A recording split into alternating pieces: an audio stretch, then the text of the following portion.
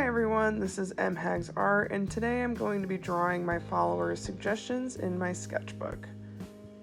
I've been very inspired lately by watching Sketch With Me videos, particularly Gel Arts, because I just love their style. It's really inspired me to break out my sketchbook again and allow myself to experiment more with drawing styles or colors. I'm thinking about turning this into a series where every once in a while I draw a full spread in my sketchbook and do studies and use it as an opportunity to talk about something art related.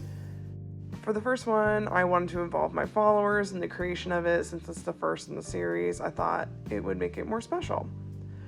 So I asked on Instagram and my YouTube community page what y'all thought I should draw. So if you gave me a suggestion, be sure to stay tuned through the whole video and see how it turned out. And if you aren't already, definitely make sure you're following me on Instagram at mhagsart or checking out the YouTube community page. I don't post there often, but every once in a while I might ask for some suggestions. In a little bit, I'm going to talk about what it was like to draw in a sketchbook like this since I haven't in a while. But first I'm going to talk about what I'm drawing and give y'all some shout outs for providing some great suggestions. So first, my friend Marielle suggested I draw a cat, pumpkins, and fall leaves, which was music to my ears because I really was in the mood to draw something fall related. For the cat, I couldn't help but draw inspiration from my pet cat, Edison. Then at Darth Monkey 13 suggested I draw Evie in a witch's hat, which my friend Mike seconded, however you say that word. Seriously, all of these fall Halloween suggestions made me so happy. And then my friend Caitlin suggested I draw a drunk penguin ruining a giraffe's birthday party, which was so hilariously specific. I filmed the entire first page before moving on to the second page, so don't worry if you don't see your suggestion yet. It's coming, I promise. So I'll give those shoutouts now so that I can focus on talking about rediscovering my sketchbook for the rest of the time. Art of Alos suggested I draw a Pikachu. At Cat and Mac suggested plants, one of your favorite characters, as a playing card, which I was really nervous about trying to do, but it ends up being one of my favorite drawings in the whole spread. Also a slice of pie, a tiny animal in a shirt pocket, and my favorite fruit. So many good suggestions. Thank you, at Cat and Mac. Then my friend Dean said to draw Yoshi, and I filled the empty spaces with more fall leaves. So again, thank you everyone who gave a suggestion. It was so fun drawing all of these, and I hope you like how it turns out.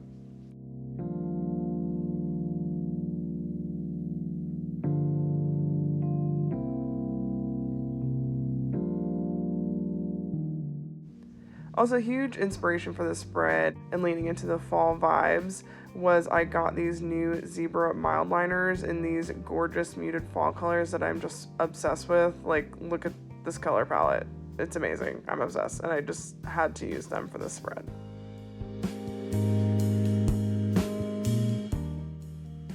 So as I mentioned, it had been a while since I drew in a sketchbook like this. Technically, I pretty much always draw on a sketchbook, but I tend to create like a singular polished piece per page. I don't really experiment and be messy and make mistakes and fill a whole spread, which is what I wanted to do here. If you follow me on Instagram, then you've probably seen these drawings of houses I like to do, and those are in a sketchbook. I started drawing those back in June, I think, and the crazy part for me is that I do not sketch the houses out first. I just immediately start with the line art. The reason I started doing this was because I do find myself taking a lot of time with sketching a piece first, and I think it traps me in this perfectionist mindset. Like, the sketch has to be perfect in order to move on to the line art. It makes the process feel very long and stressful because I feel like I'm putting a lot of pressure on myself. So in an effort to finish pieces quicker and be able to produce more, I started just jumping right into line art, and I actually have really been enjoying this process. It's been helping me let go of the perfectionist mindset I get so stuck in. Like, if you go on my Instagram and analyze these house drawings, you'll see that many of them have mistakes. But drawing like this has been forcing me to let go of those mistakes, and now after doing this for a few months, I really don't find them to be a big deal anymore. It definitely didn't feel that way at first. I would get really disappointed after making a mistake and not being able to erase it. But I would still force myself to post it, and again, it truly has helped my perfectionist mindset. And I also feel like it's encouraged me to finish more pieces. I've been going for quantity and not quality, which might sound counterintuitive, but because if you want to get better as an artist, yes, making quality work helps, but if you're only making a few quality pieces a year, which is how I felt like I was going, your growth will be a lot slower. I wanted my growth to start happening a lot faster, so I knew I needed to focus on quantity instead of quality so much. That's again also the inspiration behind starting this series, is continuing with that growth and losing my perfectionist mindset. Honestly, while I really like how this spread ends up turning out, I think it ends up still looking way too polished. But this being my first sketchbook spread like this, I know it's going to take some practice in allowing myself to be a little bit more messy and experimental, especially if you've seen some of Gel Art's and some other folks' sketchbook spreads that I've been inspired by. They're definitely a little more loose and just going with the flow type thing. And instead of beating myself up about this first one, I'm trying to translate these emotions of maybe a little frustration as just excitement to keep trying and keep sketching. Something else I want to touch on is your sketchbook can be exactly what you want it to be. Like, if you want it to be messy and nonsensical, and it's not even something you want to share online or with anyone else, then that is totally valid. You should keep it that way. If you want your sketchbook to look polished and pretty and you do want to share it online, that is also okay. Just as long as neither of those methods are keeping you from creating, or as long as they're not reinforcing negative attitudes toward art or yourself.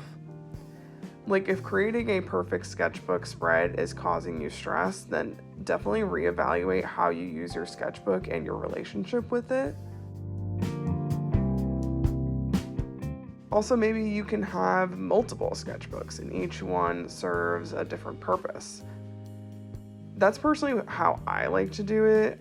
I have a sketchbook for polished drawings that I've usually been doing alcohol marker with, one for paintings, whether it's gouache, watercolors, that kind of thing.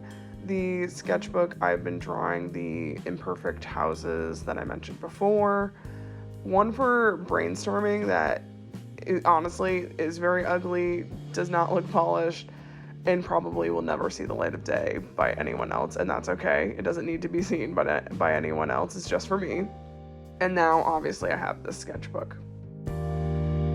So again, the point being that a sketchbook can be whatever you want it to be, but just remember it is something there for you to use where there should be no pressure on making it perfect. It is the space for you to try different things and grow as an artist, however that works best for you. And if you haven't figured that out yet, then maybe try keeping multiple sketchbooks or just keep drawing in different ways. Like, give yourself time to explore and figure it out. But yeah, I don't know why I've always kind of been this way, where I've leaned more towards having finished and very polished looking drawings in a sketchbook. I have very rarely kept a sketchbook where it's messy, a bunch of drawings on every page. They're all very sketched out. I think maybe when I was like really young, I used to do it that way, but I definitely think when you grow up sharing your art online, it also changes your relationship with drawing and, in this case, a sketchbook. And honestly, I might make another video, whether it's a sketch with me or maybe just talking to camera, about how actually I feel like my sketching and the relationship with my sketchbooks the last few months, in particular with the relationship I've developed with it because of the houses I've been drawing and stuff, as I was talking about earlier, has also really changed my relationship with social media in, I think, a really positive way. So I might share a little bit more about that in a future video as well. So if you're struggling with social media and like your relationship with that, maybe subscribe, because then I'll hopefully have that video posted at some point and it might help you if you're struggling with that. I like how this whole thing turns out. It was so much fun. Truly, again, thank you all so much for your suggestions. And here's what the final sketchbook spread looks like. Again, thank you all so much. And I can't wait to do more of these videos in the near future, I hope. So if you want to see those, be sure to subscribe, like the video, leave a comment.